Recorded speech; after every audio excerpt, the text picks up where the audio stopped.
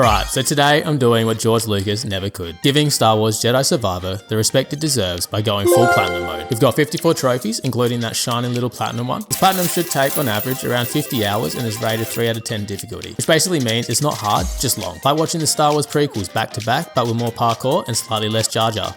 I hate them. The game kicks off 5 years after the events of Fallen Order, and our boy Cal is back looking sexier than ever. He's rugged, bearded, and looks like the Star Wars equivalent of a lumberjack. He's being captured by some mercenaries and is being taken to some megamind senator with a forehead big enough to render 4K textures on. Dude thinks that handing in a space wizard with emotional baggage will get him promoted. I love democracy. We get to the senator only to reveal that we were never captured and that it was all a ploy to get onto his yacht and gain access to his special Empire intel. But before we can celebrate a successful mission, things go sideways. Because of course they do. Captain Forehead tries to make a quick escape, I get swarmed by stormtroopers, and Beatty decides it's time to commit intergalactic terrorism. Kaboom!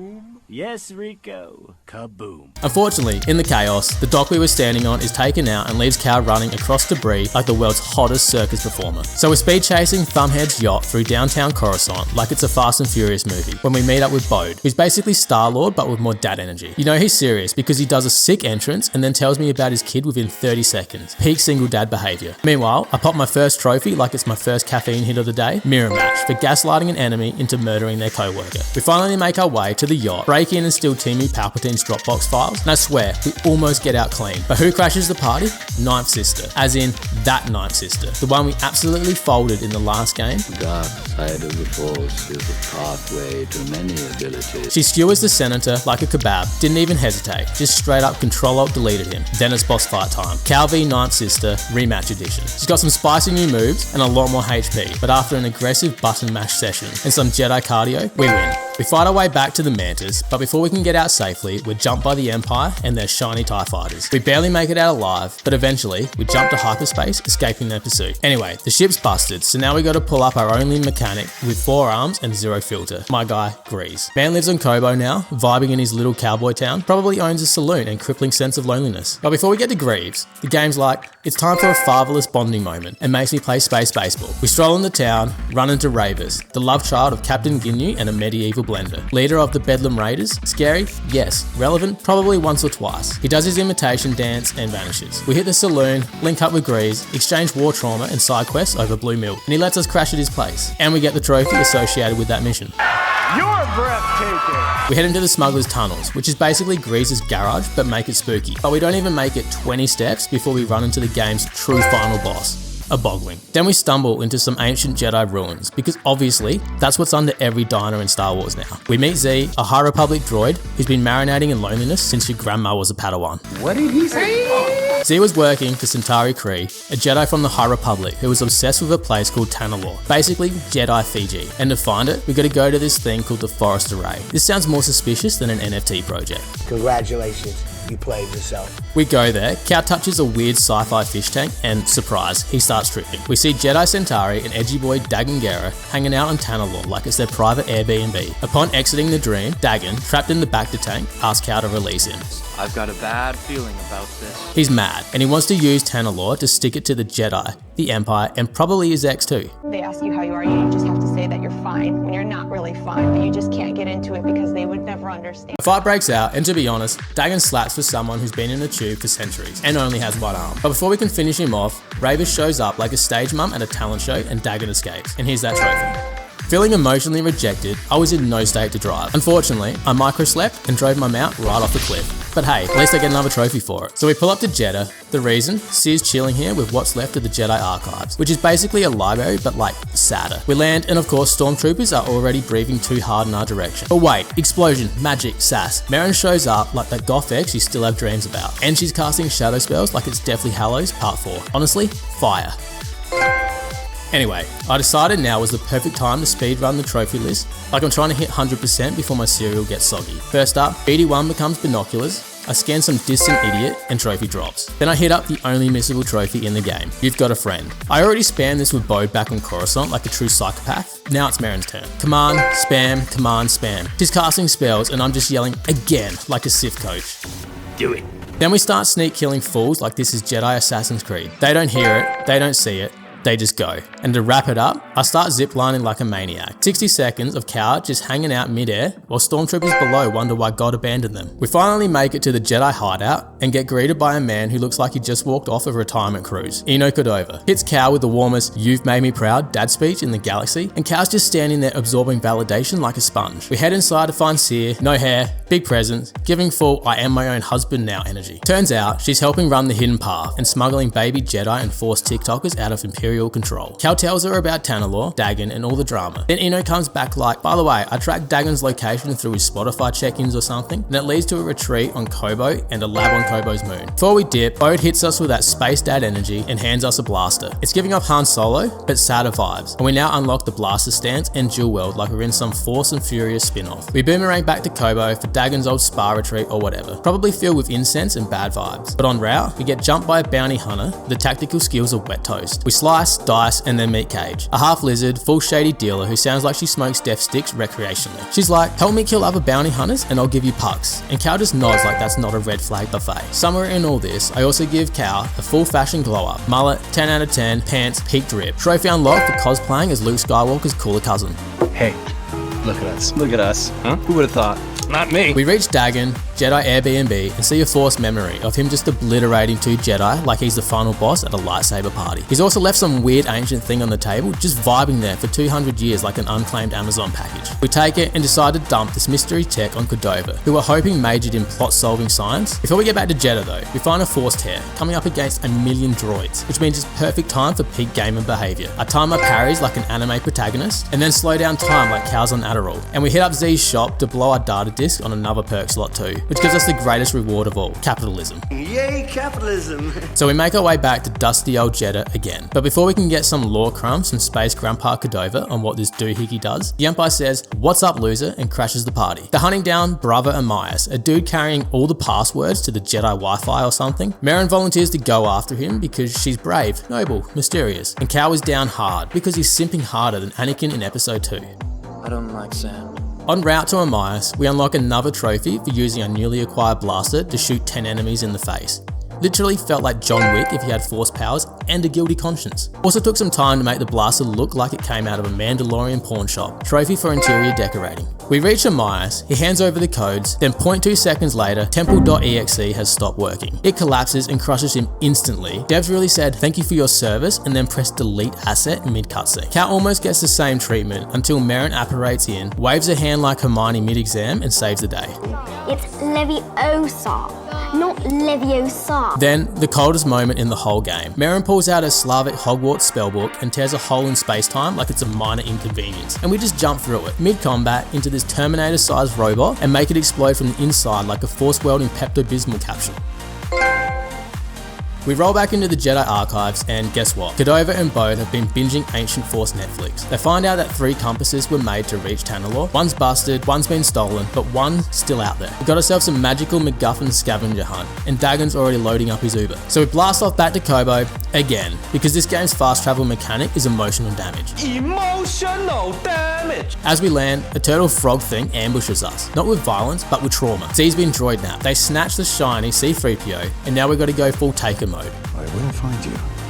Along the way, I dodge so many attacks using slow-mo that Cal basically becomes Neo. Then mid-battle, I pull a full Chad maneuver and parry a tank tier enemy right into the Shadow Realm, and I get a trophy for spiritual bullying. Eventually, we break into this crusty ancient Trade Federation ship, still loaded with turrets, droids, and bad life choices. We find Z locked up in the core, and just as we're about to free her, Dagan pulls up looking like he's about to drop the hottest SoundCloud diss track of 2025. So it's time for Cal versus Dagan Electric Boogaloo. Cue boss music, cue lightsaber spam, cue me internally screaming. It's close. I'm talking razor thin margins between victory and me uninstalling the game. And then, like a cowboy with main character energy, Poe flies in on his Boba Fett cosplay and saves the day. And here's that trophy. With Dagan running off like a discount Sith influencer and 0 leads on where the last compass is, Cal decides, you know what, let's go to the moon. Total long shot. But it does present an opportunity to get a couple more trophies. First order of business, absolute disrespect. We full on Sparta send a droid into a plasma cannon. This is Sparta!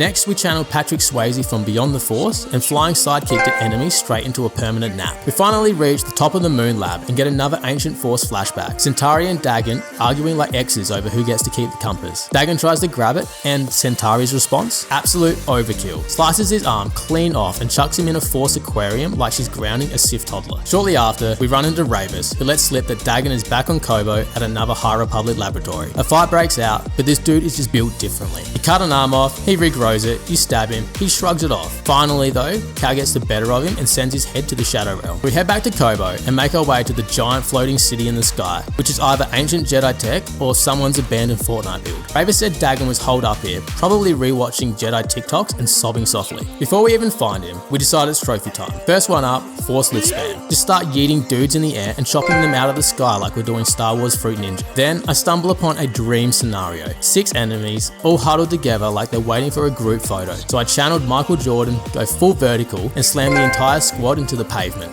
At the peak, we finally run into Dagan, and my guy is still watching old clips of Centauri like he's crafting an angry playlist. The breakup hit hard, we get it. She stole your arm, end your career. This man's pulling off ghost arm combos, and I gotta ask, where was this tech when Anakin got yeeted in episode 2? Like Force projection prosthetics? Lucas, explain. Dagan fights hard, dude's got spin moves, Force slams, possibly has Spotify playing My Chemical Romance mid-fight. Cal eventually gets sliced, bad. It looks like a credits roll moment, fade to black incoming. But nah, Cal uses the Force to pull off the most anime move in Jedi history. He becomes Centauri Kree, like full-on illusion mode. Dagan hesitates, instant regret, and next minute, he's skewered. Compass acquired. Then Cal and Bo get into an awkward post-fight TED talk. Cal wants to use Tanalorr to train Force sensitives and build a resistance. Bo just wants to raise his kid and not be hunted every 12 minutes. And I'm just like, ¿Por qué no los dos? we land on Jedha, run to the training circle, put on the headband, swing the saber around like a sweaty Jedi Zumba instructor, and pop the trophy. We hand the compass to Koboh, who immediately disappears into research mode, while the squad partakes in the rarest Jedi ritual, a vibe session. Next morning though, Cal hits the archives for a story update and finds the worst kind of plot twist. Bode has betrayed everyone. Empire inbound, Koboh murdered, compass stolen. You were my brother, Anakin. I loved you. Cal jumps on a speeder and chases Bode down like this is Jedi Grand Theft Auto. He catches him and Bode's like, I'm doing this for my daughter. Bro, you just murdered a grandpa. Then plot twist within the twist, Bode is a Jedi. Another one. Because sure, why not? They fight and Bode claps Cal harder than my GPA during exams. Meanwhile, Seer's holding the Empire off like a true bald beast. She's serving Force justice solo until Vader shows up. They fight, she holds her own. For a moment, she might have had him, then she overcommits and it's game over. Cal returns to ashes, finds Seer gutted, mentally and literally. They have zero time to process. Cal remembers he tagged Bode with a tracker way back on Coruscant. Bode forgot, I guess. Must have been busy being a backstabbing Sith dad. So we follow Bode to, I don't even know man, some frozen asteroid planet hybrid, Hoth 2.0. Anyway, we arrive, start snooping, and it turns out Bode's been working for the Empire's Black Air Force Division since day one. We find him packing up like he's heading to Force Costco. And then this man monologues. Long story short, survived Order 66, fell in love, got a kid, Empire found them, wife got clapped, Empire said, you work for us now. And he said, bet. You almost feel for the guy until you remember he literally got Koboh, Thanos snap, and set the archives on fire like it was a Bon Jovi concert, and brought Vader to your doorstep like it was Uber Eats. Bode escapes, calling in reinforcements. All this emotional damage pushes Cal to the limit. Next thing we know, he taps into the dark side harder than Anakin at a sand-hating convention. Dude nearly deletes Denvik in cold blood. Would have gone full Sith Lord if Merrin didn't pull up with the emotional support magic and save his soul. Cal calms down, breathes, recovers. Then he remembers the Force TikTok Dagan was binge watching before we lightsabered him. Centauri says there's another way to Tanalorr, using the arrays to carve a tunnel through the abyss. Translation, back to Koboh again. But before that, Cal levels up his mental breakdown with one more trophy. We arrive back at the magical land of overused space secrets, Koboh. Z tags along and immediately reveals that she knows how to operate the arrays and get us inside, which is great, but also, you knew this the entire time. Wait, no wait, what? Like, girl, we literally had to bury a friend and betray our morals because you were holding out. But it's fine, I guess, because everything's forgiven with a trophy pop. We hop on the Mantis and Grease takes us on one last anxiety flight. We boot up the arrays, pray to Baby Yoda, and hope we don't turn into space dust. Grease pulls off absolute ace combat tier maneuvers, and boom, we make it through. Tanalorr unlocked. We roll up to the Jedi Temple and find Carter sitting there like she's been grounded for 3 years. Bode sees us, shocked, ghosted by guilt and Merrin's terrifying presence. But instead of surrendering, he chooses violence again. We fight, it's brutal. Bode's losing control. His powers are lashing out. Merrin barely stops him from accidentally fragging his own daughter. Cal gets overwhelmed and once again reaches into his dark side just for emergencies compartment. This is becoming a problem, man. Like, bro, get a therapist. He overpowers Bode. Still, Bode refuses to yield. He's too proud, too broken. And in that final struggle, as Cal and Merrin nearly get vaporized, Cal does what no Jedi wants to do. He shoots him. And that's it. Jedi Survivor story mode 100% emotionally shattered. Now begins stage 2, Collectible Hell. 19 trophies left and 1 platinum waiting. Let's get to it. First on the chopping block, we finally dump all of our banked XP into those glowing skill trees like we're buying stocks in bad decisions. Next up, we apparently hadn't ridden a creature far enough, which is wild considering I've been riding Trauma this whole playthrough. Finally clocked up 500 meters and felt absolutely nothing. Now this is pod racing. Then I did feel something, and it was pain. The legendary creatures. These are the hardest bosses in all the game. Every planet has one, and each one's designed to ruin your day. But none compare to the spawn of Ogdo. Here we go again. This slimy, one-shotting, force-resistant goblin toad is like if depression had teeth. I walk in, get swallowed, and spend the next 30 minutes re-evaluating my life choices. I tried, I really did to keep the difficulty up, but eventually I caved. It was either lower the difficulty or throw my controller into the abyss. For beating Ogdo, the game hits you with a throwback to Fallen Order and unlocks the poncho. The same poncho. The poncho. The one that still haunts my dreams. He's so ugly.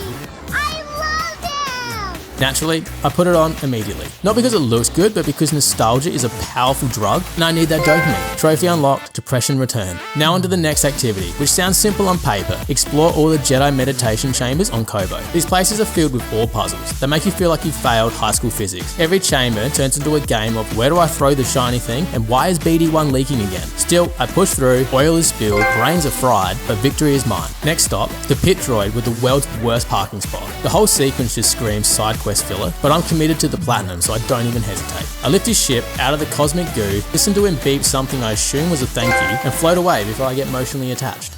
You're coming home with me. Back at the saloon, I'm told to go stick my hand in a toilet. I crouch, plunge my hand straight into an ancient Jedi toilet bowl, and come out with, I don't even know, pride, regret, trophy pop. Either way, I have no shame left, only completionist rage. Next, we tackle a cave system so confusing it made me question my ability to read a minimap. The Fon Qui Caverns, a name that sounds like someone sneezed while naming it. From the moment I entered, I knew this place was designed by someone who hates happiness. I'm in danger.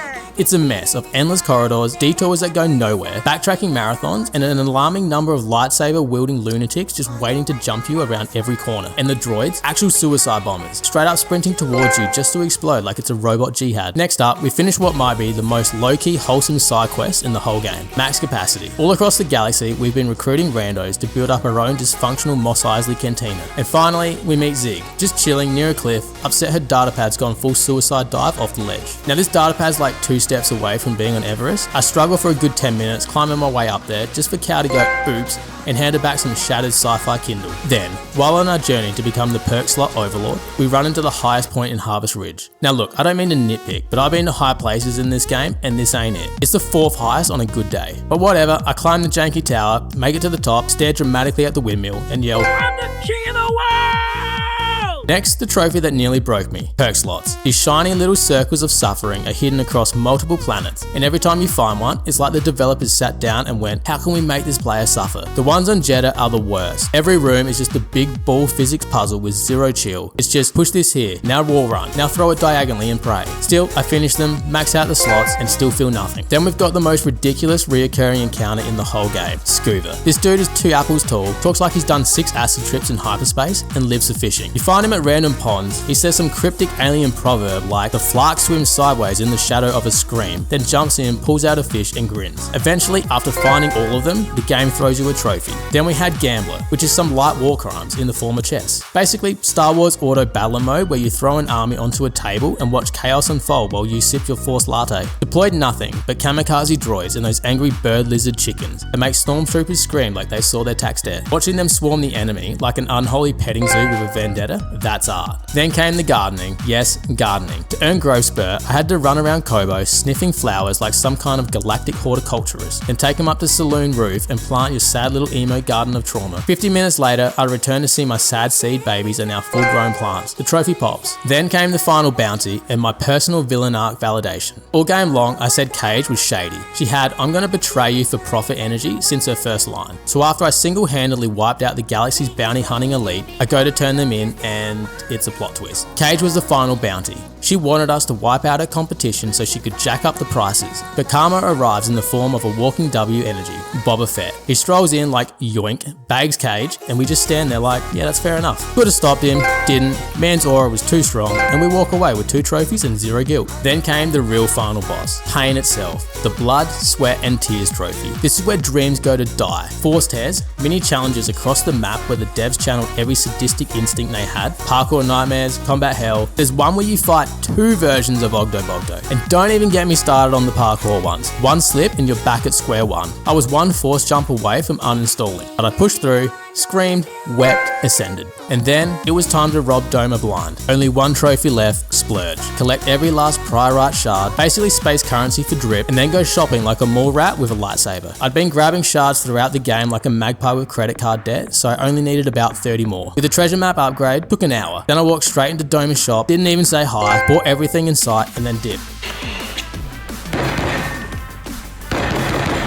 And then, the final sound. The platinum pops, all is quiet, Cal is broken, but I am whole. And that's it. Star Wars Jedi Survivor is done. 54 trophies, 1 platinum, and only 35 hours of emotionally unstable lightsaber therapy. The game was supposed to take 50s, but I guess emotional damage really speeds things up. The grind, not bad. Some collectibles, a couple of force puzzles, one suspiciously overpowered frog. It's like a Souls game and a Pixar movie had a baby, and then abandoned it on a desert planet. But the combat, incredible. The story, painful. The platinum, honestly not that bad. 3 out of 10 difficulty, but 10 out of 10 in character development trauma. Comment Han Slowbro if you made it to the end. I need to know who the real Jedi degenerates are. And peace out. We'll see you in the next one.